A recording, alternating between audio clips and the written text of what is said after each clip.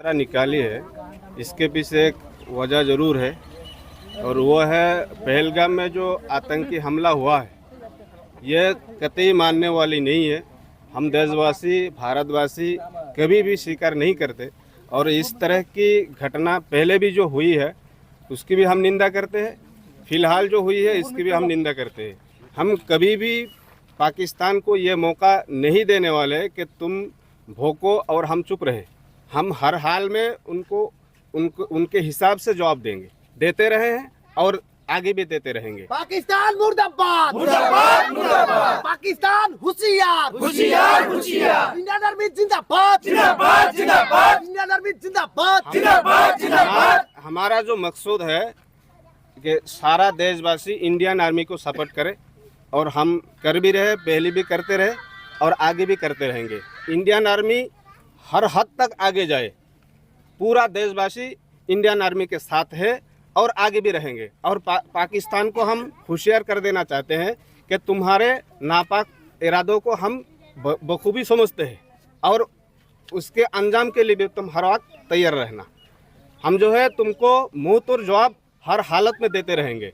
तुम कभी ये ख्वाब मन में मत बैठाना कि भारत को तुम कुछ भी नुकसान कर सको, कभी नहीं कर पाओगे। जब तक हमारा इंडियन आर्मी जिंदा है, इंडियन आर्मी तुमको हर बार तुमको जो है पूरा परजोर तरीका से जवाब देते रहेंगे, आगे भी देते रहेंगे। भारत माता की, भारत माता की। सदा जिंदाबाद है और जिंदाबाद रहेगा। इंडियन आर्मी हमेशा से जिंदाबाद है और जिंदाबाद रहेगा। इंडियन आर्मी को दुनिया की कोई भी ताकत ना झुका सकता है ना हिला सकता है। इंडियन आर्मी हमेशा से जिंदाबाद है, जिंदाबाद है, जिंदाबाद है और रहेगा, रहेगा, रहेगा। আজি আমাৰ ভাৰতবৰ্ষৰ যশস্বী প্ৰধানমন্ত্ৰী সন্মানীয় নৰেন্দ্ৰ মোদী ডাঙৰীয়াৰ মন কী বাত আছিল আৰু মন কী বাতৰ লগতে তিৰংগা যাত্ৰাও আছিল। বহুকেইদিন ধৰি চলি আছে আমাৰ তিৰংগা যাত্ৰা অভিযান।